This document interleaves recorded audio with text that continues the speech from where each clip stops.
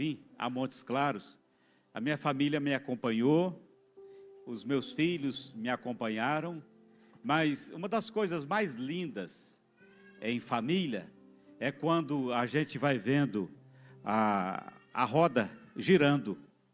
E nesse giro da roda, aconteceu do meu filho ter recebido o presente e ser convidado para ministrar na conferência que está acontecendo na Democ Pampulha. Então eu vim para trazer o meu filho. E aí o meu filho estava sem jeito, como é que ele viria? Eu falei, não, eu vou e te levo.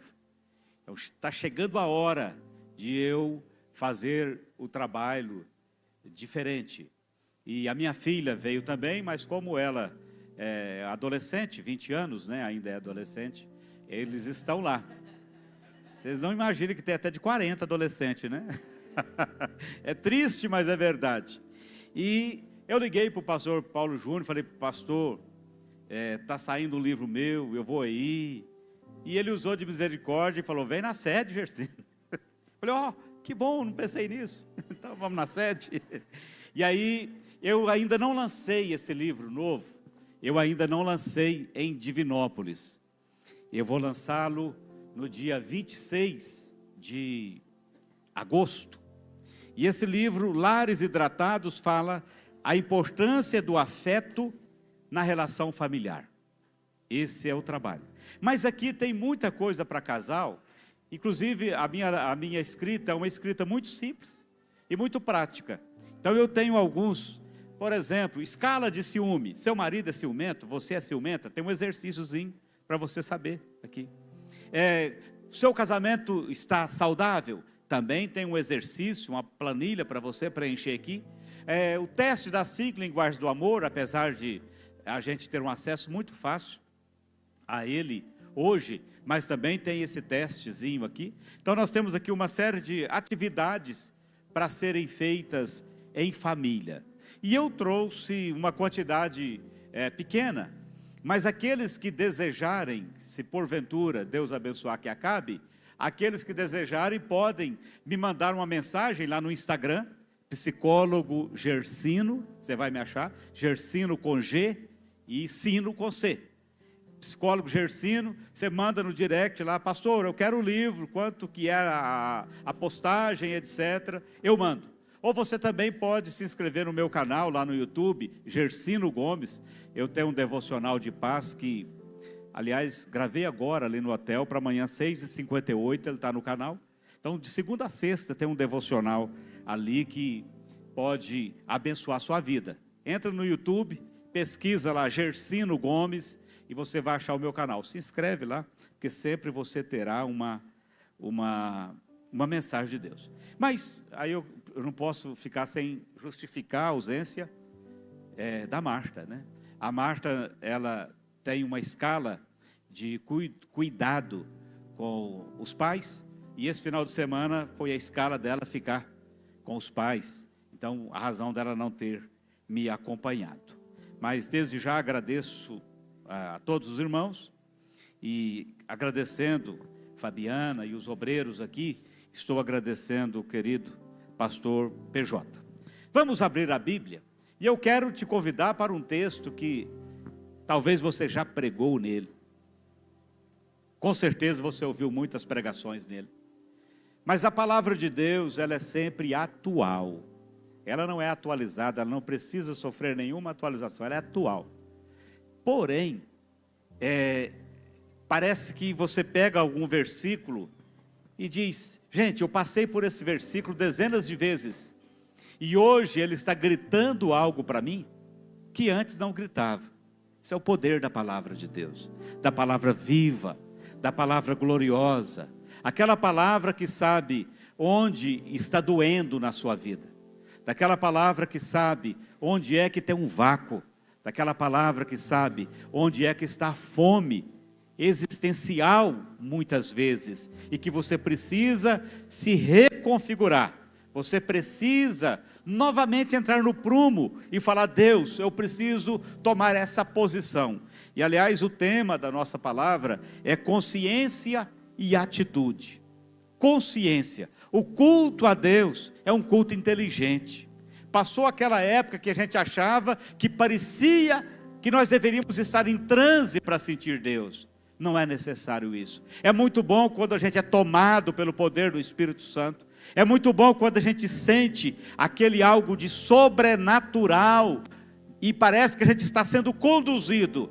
Mas o viver diário com Deus é um viver de consciência. Eu sei por que estou fazendo, eu sei por que estou na condição que estou, eu sei onde Deus quer me levar, eu sei o que Deus requer de mim. Então essa consciência, ela é maravilhosa. Evangelho de Jesus conforme Lucas capítulo 15. Evangelho de Jesus conforme Lucas capítulo 15. Versículos 17, 18 e 19.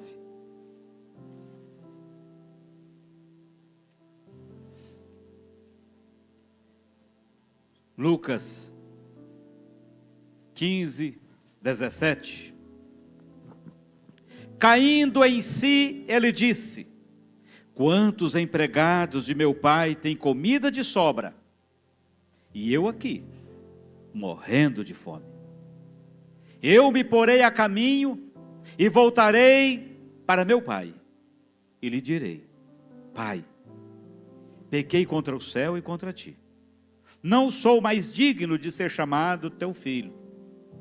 Trata-me como um dos seus empregados.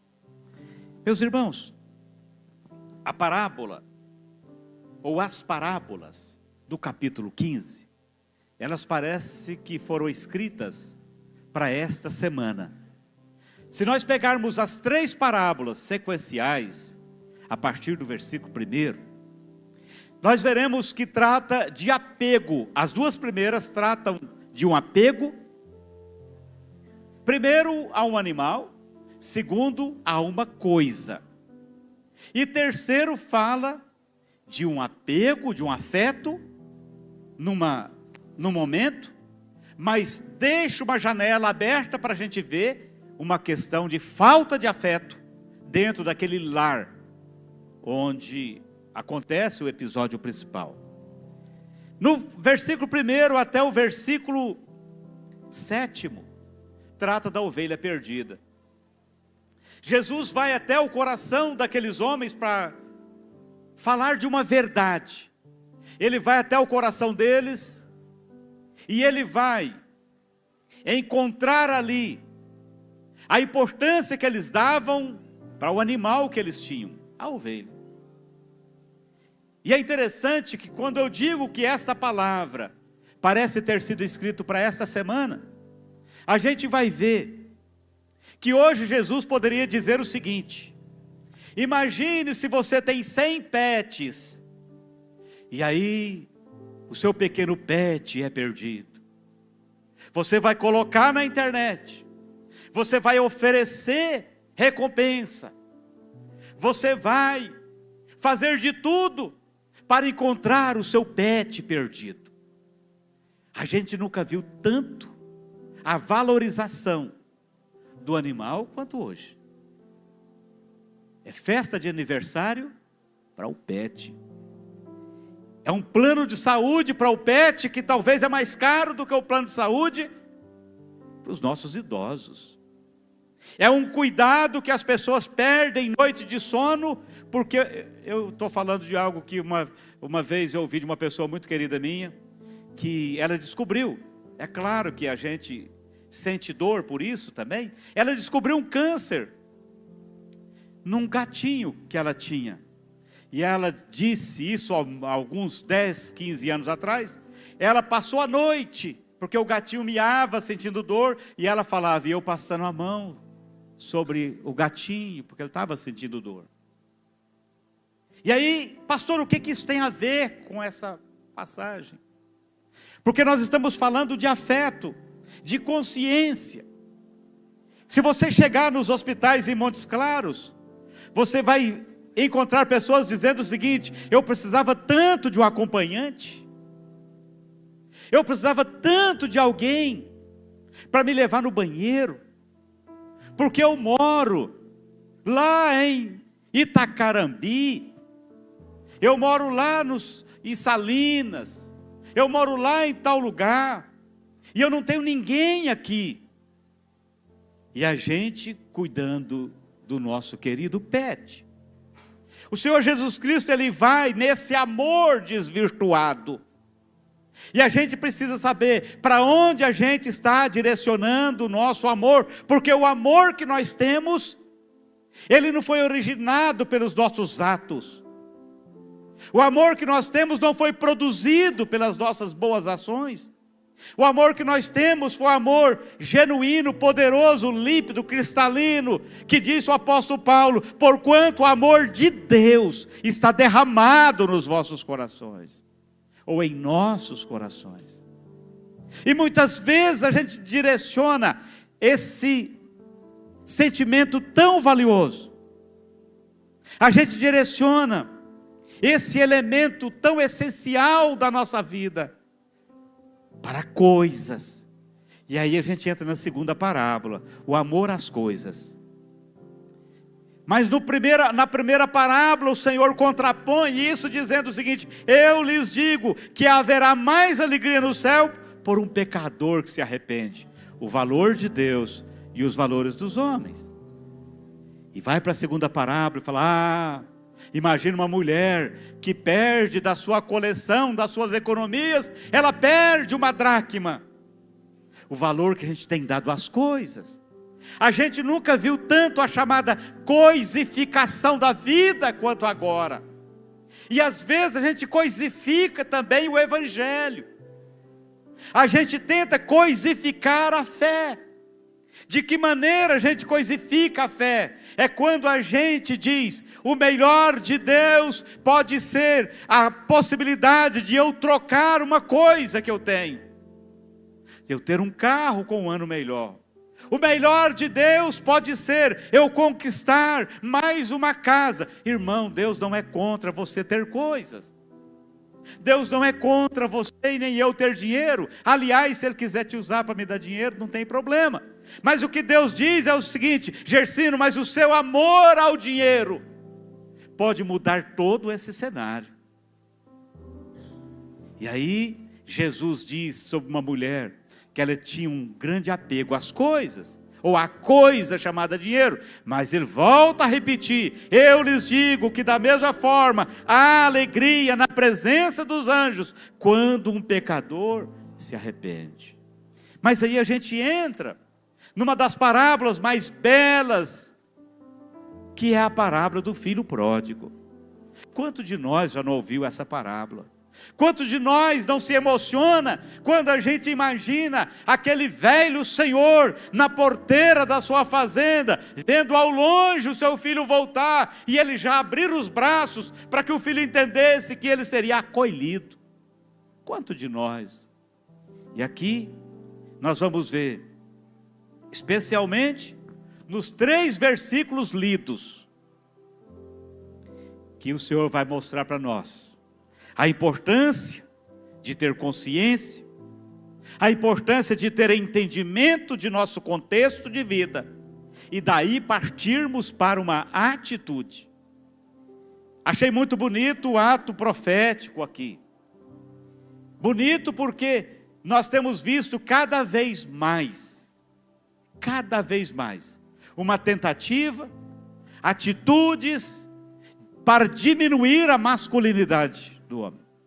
Cada vez mais, um encaminhamento para o enfraquecimento da figura do homem. E esse plano maligno, ele não começa hoje, irmãos. Esse plano maligno começa lá no Éden, com a fraqueza do homem, quando ele não foi capaz de se posicionar naquele momento.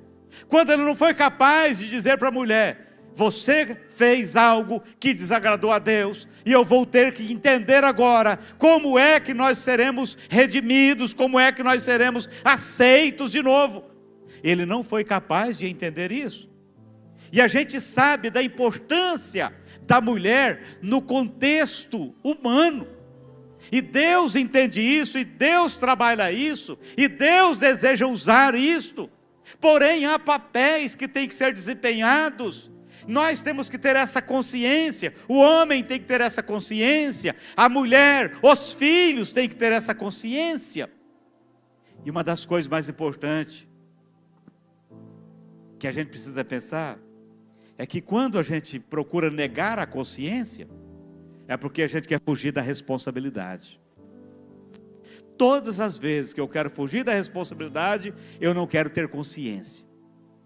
Então eu quero ignorar. Eu quero dizer, não sabia disto. Eu não sabia. Mas a palavra de Deus está aqui hoje. E hoje ela está falando é comigo e com você. Deus não fala com os ausentes. Deus fala com os presentes. E às vezes a gente pensa, se fulano de tal estivesse aqui para ouvir isso. Quem tem que ouvir sou eu e você. A decisão mais importante daquele que a gente poderia chamar de rapaz. E é interessante que a gente não vê a figura da mãe nessa parábola. A gente vê 3 homens. 3 homens. E nós sabemos que o tempero, para ele ser gostoso, ele tem que ter os 2. O homem e a mulher. Sem um, não há graça, não há sentido. E esses 3 homens, eles parecem ter sido criados da mesma maneira. Eles parecem ter, de fato, convivido com um cenário igual. A gente sempre denota o filho que gastou tudo, e a gente esquece um pouquinho do filho que parece ser o filho bom, o filho que ficou em casa. Só que o filho omite determinadas coisas, e parece que ele não queria ter essa consciência, porque quando você olha o versículo 11 do capítulo 15, o filho mais novo fala, me dá parte da minha herança. E aí o versículo 15, o versículo 11 vai dizer o seguinte, assim ele repartiu sua propriedade entre eles. Então os 2, a partir daquela hora, inclusive o filho mais velho, e aquele filho parte. É claro que quando ele parte, a consciência dele é a consciência de quem talvez, vamos tentar colocar nos dias de hoje, de repente a consciência de um rapaz de 20 anos. Porque é muito fácil eu com 61 dizer, eu não faria um negócio desse. Espera aqui, eu estou falando com a cabeça de quem tem 61 anos.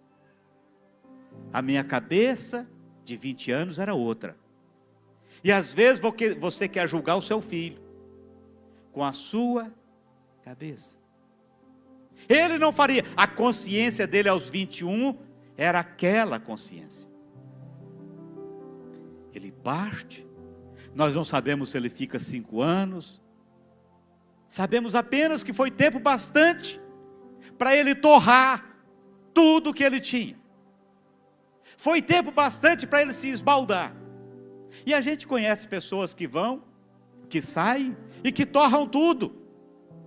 Torram os dons, torram relacionamentos, torram momentos agradáveis da presença de Deus, desprezam a comunhão com Deus, mas é porque eles têm uma cabeça que está com a consciência daquela idade. E aí entra a importância de nós termos um coração misericordioso. Entra a importância da igreja, ser uma igreja acolhedora. Há pessoas que a gente às vezes gostaria de entregar uma carta de mudança para ela, sem ela pedir. Não, irmão, tem lugar melhor, está aqui a carta de mudança. Pergunta isso para alguns pastores que você conhece. Meus irmãos, mas acontece o seguinte, que a igreja do Senhor, ela foi colocada aqui nessa terra para ela curar pessoas, para ela amar pessoas, para ela aceitar pessoas e para ela ser agente de transformação das pessoas. Só que sem misericórdia, esse processo não ocorre. Sem entendimento e sem consciência. E essa consciência, ela não está apenas em nível de púlpito. Essa consciência está em nível até lá na portaria, quando a gente é tão bem recebido ali fora, começa por ali. E o seu lar, o meu lar, deve ser um ambiente, um local preparado para a gente acolher. O nosso lar deve ser um ambiente de afeto.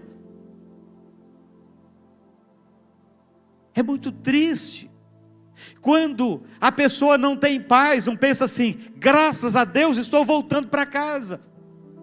Graças a Deus, o meu serviço, agora eu findei a minha hora e eu vou voltar para casa. Lá eu tenho pai, mãe e irmãos. Eu vou voltar para casa, lá eu tenho uma esposa, lá eu tenho marido, lá eu tenho filhos. O ambiente que eu criei ali é um ambiente higienizador, emocionalmente, espiritualmente. Essa pergunta eu tenho que fazer para mim: será que eu, como homem da minha casa, eu promovo esse ambiente? Eu preciso fazer para mim, Gersino, será que a sua casa é um ambiente de cura, é um ambiente de acolhimento, é um ambiente afetuoso? Foi para isso que Deus criou o lar. Foi para isso que Deus criou o lar. Na dedicatória que eu faço aqui nesse livro, eu dedico aos meus pais em memória, e eu coloco que eles sempre me deram um lar, onde muitas vezes mal tinha uma casa. Mal tinha uma casa. Ah, que bom se eu construísse uma casa boa para dar conforto para os meus filhos. Se não tiver lar, não adianta a casa boa. Não adianta a casa boa. Primeiro tem que ter um lar, depois vai ter casa. Primeiro tem que ter isso. E quem é que faz o lar? Quem faz o lar são as pessoas. Quem é que faz o lar? É pai, mãe e filhos. Quem faz casa é pedreiro, é engenheiro, é arquiteto. Mas lar quem faz são os filhos. É a família que faz lar. Isso requer consciência. Isso requer entendimento. E quando eu tenho consciência disto, isso me pesa, porque um dia Deus me cobrará isto. Porque Deus me colocou como mordomo disto. Eu, como sacerdote da minha casa, eu exerço essa mordomia. A mulher como elemento de equilíbrio do lar. Porque todo o equilíbrio do humor, da alegria, passa pela mulher. A leveza do lar passa pela mulher. A firmeza do lar passa pelo homem. A segurança do lar passa pelo homem. Mas o cheiro do lar passa pela mulher. A leveza do lar passa pela mulher. E eu preciso ter consciência disso. E esse rapaz, ele sai, talvez, da sua casa, porque parece que não era um lar, apesar do pai. E aqui nós sabemos, eu estou tirando aquela conotação que simboliza Deus, o pai, estou tirando ela. Ele sai, e ele torra tudo que ele tinha, mas um dia, ele cai em si. E quando a gente toma consciência,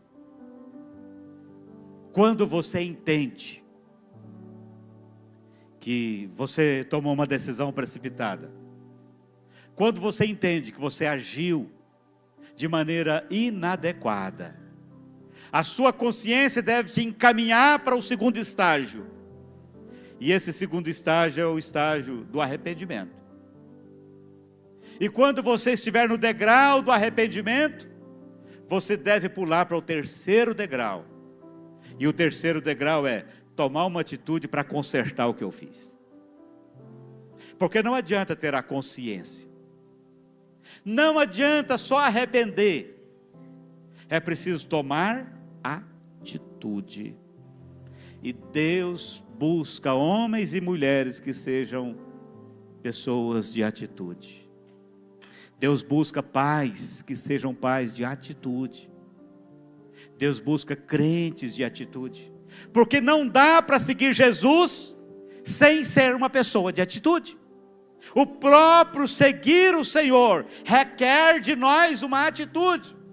Quantas pessoas viram Jesus passar? Quantas pessoas por acaso pode ter ouvido o convite do Senhor? Segue-me, segue-me. Alguns tomaram atitude, largaram tudo e seguiram. Outros seguiram temporariamente. E por aí vai. Mas o Senhor requer de nós atitude. E esse rapaz aqui, esse homem, ele decide voltar. Ele diz, quer saber de uma coisa? O cenário aqui está péssimo.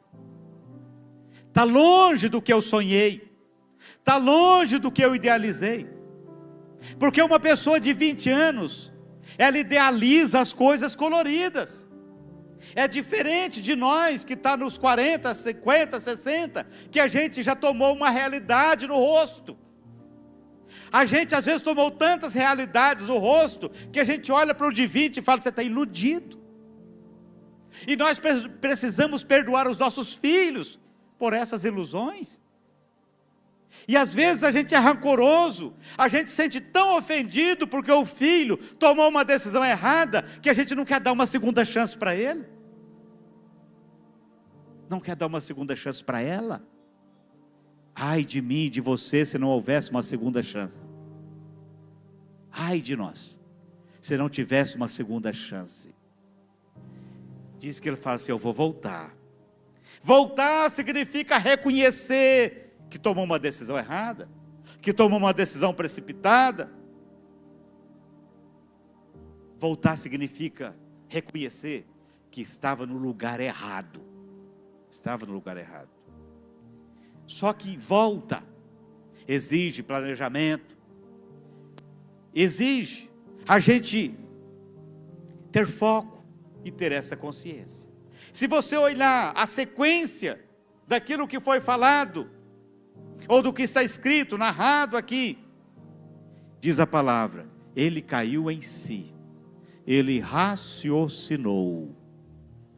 E o que levou ele àquele raciocínio? A consequência do ato. Ele se viu sem dinheiro, ele se viu sem amigos, ele se viu desprotegido, ele se viu assim. Aquela situação era simplesmente a colheita da decisão que ele plantou.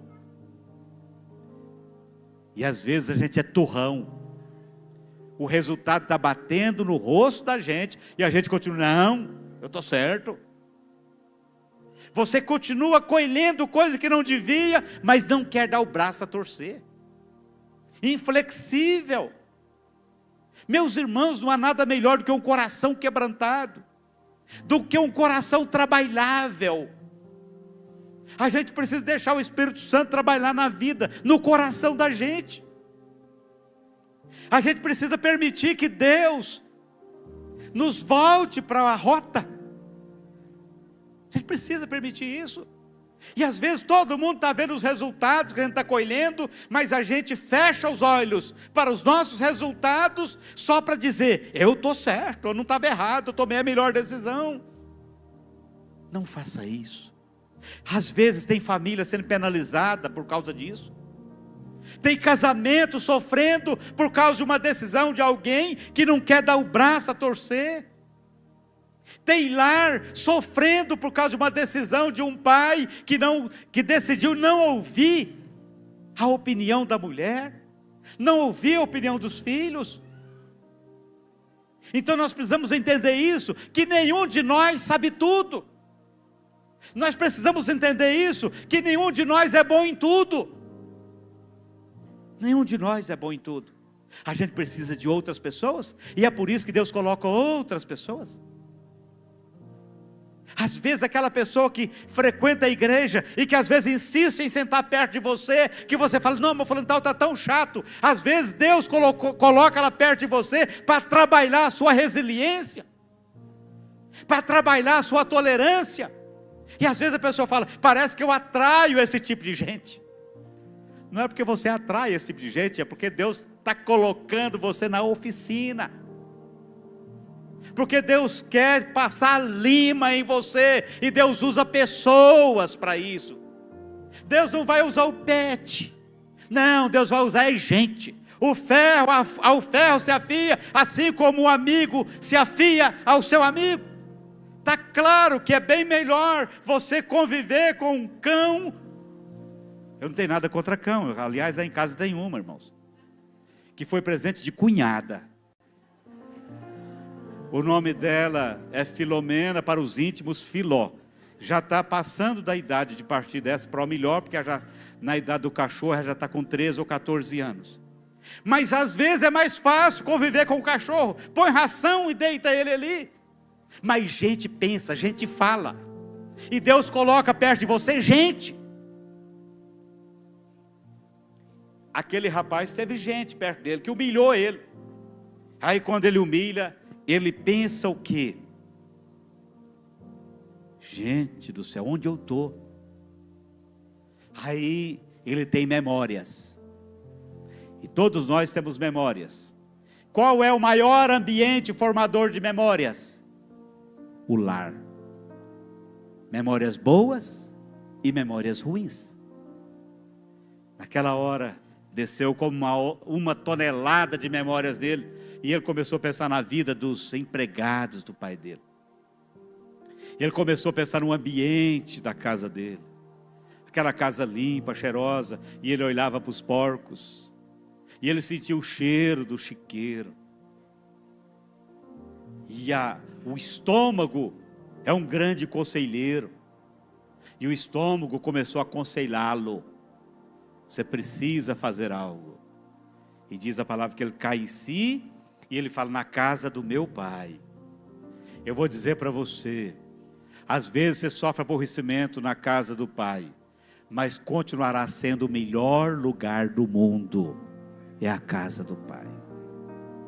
Você podia chegar para os filhos de Noé e falar, o que é que tem ruim aqui? Tem um gambá fedorento dentro da arca. Você podia chegar para a mulher de Noé e falar, o que é que tem ruim aqui dentro dessa arca? Tem uns bichos que faz cocô, eu não aguento limpar, não dou conta de limpar essa arca. Mas onde é que está melhor, aqui dentro ou lá fora? Aqui dentro, apesar de tudo, está melhor do que lá fora, porque lá fora é morte. Lá fora é morte. E esse rapaz, ele cai em si, e ele volta. Mas ele precisava de uma atitude.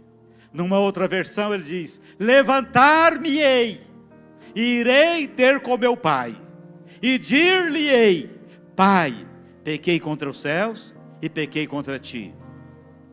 Não há nada melhor do que uma confissão. A Bíblia diz, aquele que confessa o seu pecado, e deixa, alcança misericórdia. E ele levanta, e empreende o caminho de volta. No caminho de volta, por certo, vem as memórias. Quando eu passei para cá, eu era um jovem sonhador. Mas a verdade, a realidade bateu na minha porta. Agora eu estou voltando. E estou vendo. Como que a minha visão hoje é diferente?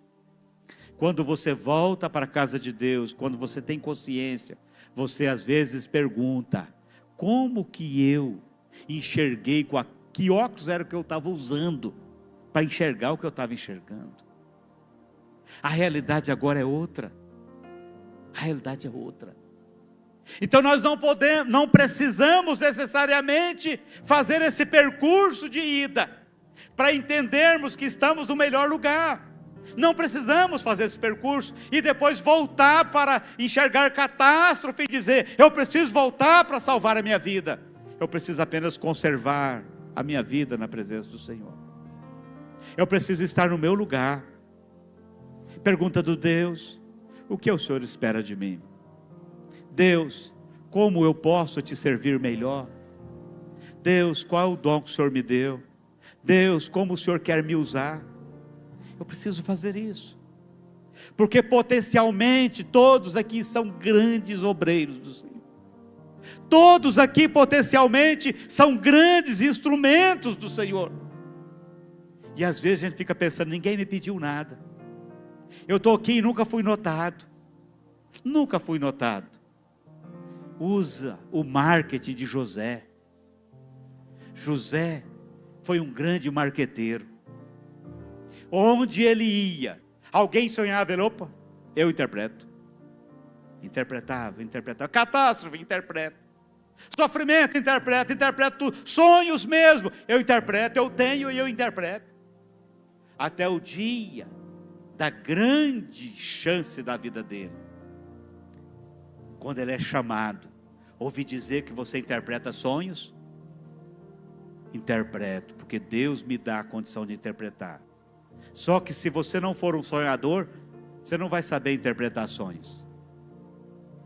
E aí, José interpreta o sonho, e ele diz, escolha um homem sábio, como se eu estivesse falando assim, ó, escolha um cara bom, e coloque ele para trabalhar nesse Egito aqui, ele vai fazer um monte de coisa, vai fazer armazéns, vai fazer tudo e tal, e de tanto ele falar, por acaso nós acharíamos alguém como ele? Ele se ofereceu, irmãos, se ofereceu. E às vezes a gente fica ali falando, ninguém me pediu, ninguém me ofereceu. Apresente-se. E você terá um tempo de vida útil no reino, muito maior, do que eu ficar esperando. Esse rapaz confessa, e ele volta. E quando ele volta, a surpresa maravilhosa, foi que mal, ele pôde discorrer sobre o que ele tinha decorado. Ele só falou a confissão. Pequei contra os céus e contra ti. Antes dele falar, eu posso ser empregado, o pai já falou, opa, chama os empregados, vem cá. Roupa nova, anel, sandália. Mostra que ele não perdeu o DNA da família. Coloque ele de volta. Há pessoas que fazem teste. Eu vou dar uma saída da igreja para ver se eu sou notado. Vou ficar 3 meses fora para ver se alguém me nota. Faz isso não, irmão. Você não precisa disso. Você tem o DNA aqui. Não faz isso. É muito melhor você chegar, eu sei fazer isso, isso e isso. Eu gostaria de ser útil nas coisas de Deus. Eu gostaria de ser útil. Não é soberba, não é orgulho, não é arrogância, é apenas ter uma autoestima equilibrada, e com ela equilibrada, eu sei no que eu posso desempenhar diante de Deus, isso é maravilhoso. E aí, nós conhecemos a história desse rapaz, ele é inserido novamente, como que ele consegue? Ele se conscientizou do estado que ele se encontrava e ele tomou uma atitude. Quando você olha para si, como você se vê? Desde o dia que você aceitou Jesus até hoje. Você olha para trás. Você olha para hoje. Como você se vê? O que você produziu? O que você produziu? Nós precisamos parar um pouco. Fala, Deus. Apesar que tem um hino que fala, posso tendo as mãos vazias. Posso até ter, mas não preciso ter, né? Posso ter as mãos vazias, mas não precisa ter as mãos vazias. Você pode fazer algo. E você volta para o Senhor. Mas para isso, você precisa entender o caminho que você estava percorrendo. Esse rapaz entendeu.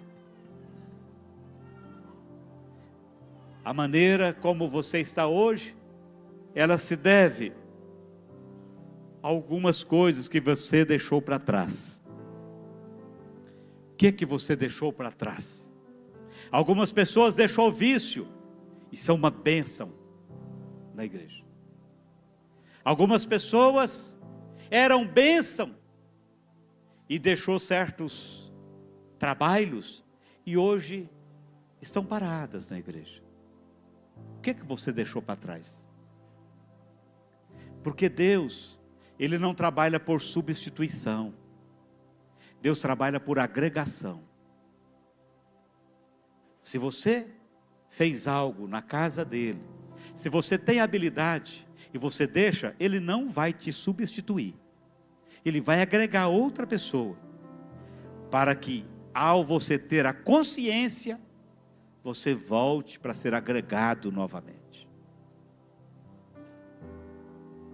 O que você deixou para trás? Quem você deixou para trás? A gente vive uma época de relacionamentos frágeis, vínculos fraquíssimos, que é o chamado tempos, ou os chamados tempos líquidos, que tudo escorre. Tudo escorre. Se te perguntar quantas vezes você vê o seu maior amigo de 30 anos atrás, você vai me dizer o quê? Pastor, é demais.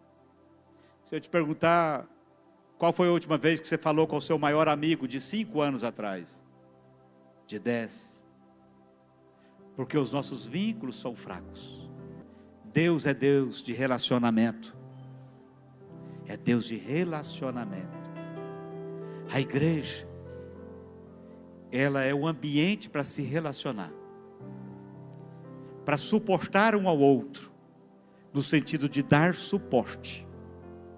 A igreja é isso. E você precisa suportar alguém. Como que você vai resolver isso? Eu gostaria que você pensasse sobre isso nesta noite. E que você, diante dessa reflexão, da ministração dessa palavra, você perguntasse: será que eu estou deixando meu pai em alguma expectativa? Ou será que está tudo bem? Porque Deus, não é que Ele tenha expectativa como nós. Ele não precisa disso porque Ele é Senhor. Mas se a gente comparasse com o relacionamento humano, é como se alguém tivesse sempre na expectativa que nós engrenássemos, que nós deslanchássemos, e a gente patina. E Deus, Ele continua na espera. E eu tenho por mim que há um tempo útil preparado para nós, um tempo de serviço, um tempo para adorar. O tempo para adorar é o tempo da duração da nossa vida. Mas o tempo para exercer o ministério não representa a mesma coisa. Que às vezes o ministério vai exigir de nós locomoção, vai exigir de nós força, trabalho. E aí, se eu demoro muito, às vezes eu tenho só 5 anos de vida útil para trabalho. E a experiência, ou o que Deus tinha preparado para nós, era 10, 15 anos de trabalho efetivo. E a gente está deixando Deus na espera. O trabalho nunca deixará de ser feito, porque Deus é perfeito, que Ele agrega outras pessoas. Quem está perdendo somos nós. O reino de Deus não está perdendo por causa da minha omissão, porque Deus sempre tem profeta, Deus sempre tem alguém que o adora, Deus sempre tem. Quem está perdendo somos nós. Aquele rapaz, ele volta para casa, e o problema afetivo que havia naquele lar, ele se manifesta quando o filho mais velho volta também para casa. Os dois voltam para casa, um de um tempo de farra e outro de um tempo de trabalho. Um volta para casa e ele é abraçado, ele sente o calor do pai e ele chama pai. O outro volta para casa depois de um dia de trabalho, quem sabe, e ele não tem a intimidade, fala: pai, o que é que o senhor está fazendo? Estou escutando barulho lá de longe. Não, ele chama um empregado. Ele não fala diretamente com o pai. E aí a gente pensa, será que ele não tinha essa liberdade? E quando o pai fala, o pai vai falar o seguinte: seu filho estava morto e reviveu. Era preciso celebrar. era preciso celebrar. Só que ele diz para o pai: este teu filho, o problema de afeto deve ser tratado entre nós. E o afeto exige de nós atitude. Atitude do abraço. Atitude do toque significativo. Atitude da palavra de afirmação. Atitude da celebração. Meu filho sempre está tirando na disciplina X, está tirando a média 6,5. Mas se eu coloco um desafio, o primeiro 7 que você tirar, nós vamos celebrar. O primeiro 8 que você tirar, nós vamos celebrar. E nós, às vezes, apenas reprimimos. Há pouco tempo surgiu a teoria da comunicação não violenta. Muito importante para a gente estudar. Agora a teoria é comunicação apreciativa. Você observar nas pessoas, a partir da sua casa, o que eu posso apreciar nessa mulher que é minha esposa? O que eu posso apreciar nesse homem que é meu marido? O que é que eu posso apreciar nesse filho que eu tenho? O que é que eu posso apreciar nesse pai e nessa mãe que eu tenho? Haverá algo para você apreciar. E quando você aprecia, é como se você lubrificasse a máquina, as engrenagens do lar. E ela toca uma música. Ela não vai gritar como um motor sem óleo lubrificante. Ela vai cantar uma música. E o nosso lar foi colocado por Deus para ser um lar canção. Cantar música para levar esperanças para as casas que não têm lar. Depende de uma atitude. Amém, igreja? Por gentileza, coloquem-se de pé.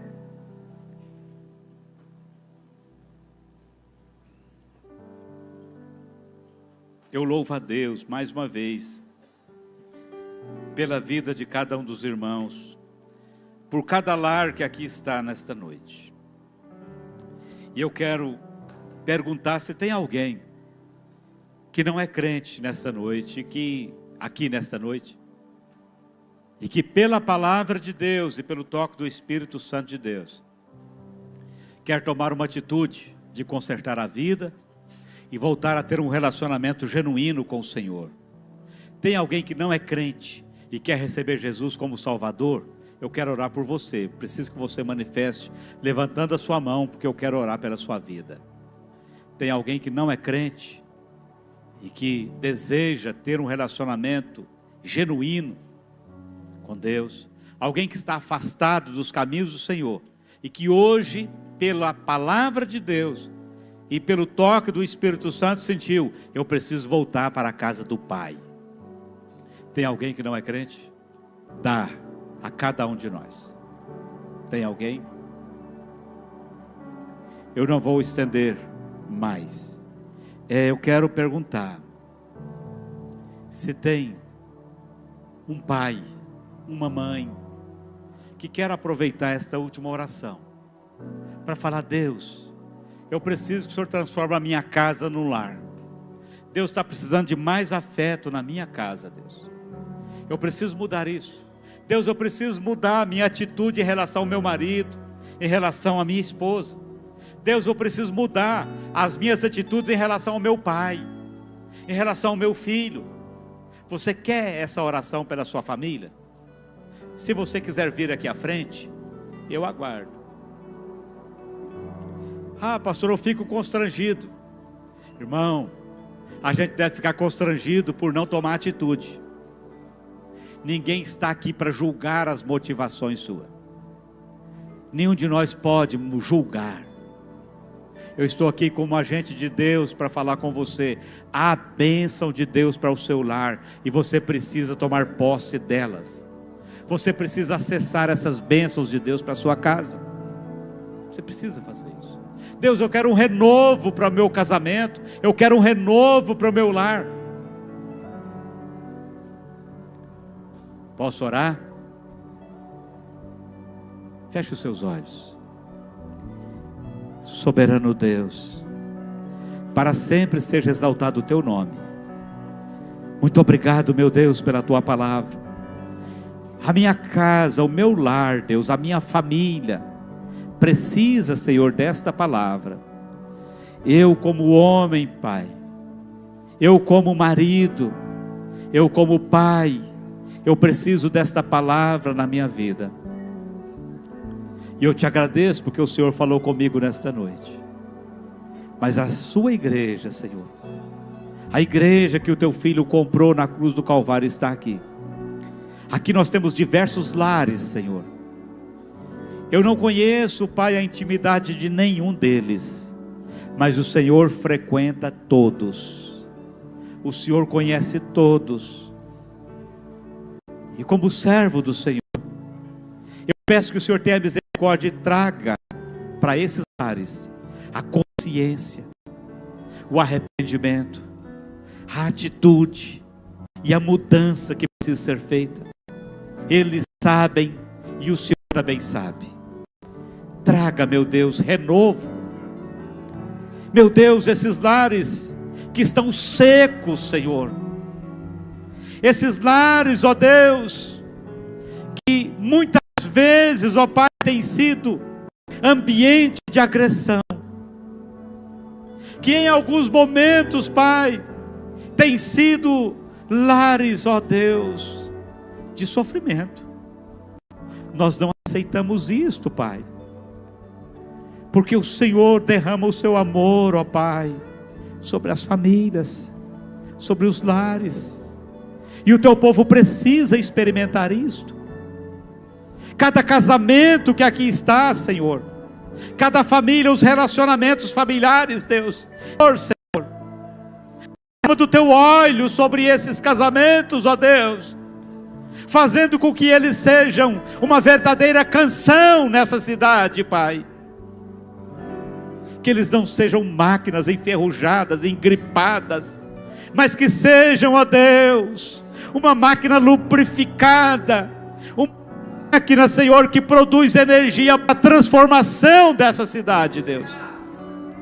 Que essas famílias sejam referências, e que quando entrar, ó Deus, uma família com problemas, possa sentir, ó Deus, o cheiro do próprio amor do Senhor. Possa sentir o cheiro do Senhor, Pai, e que a esperança em cada um seja renovada, Deus. Ó Pai, entrego todos nas tuas mãos e te agradeço, meu Deus, em nome de Jesus. Amém, Senhor. Amém.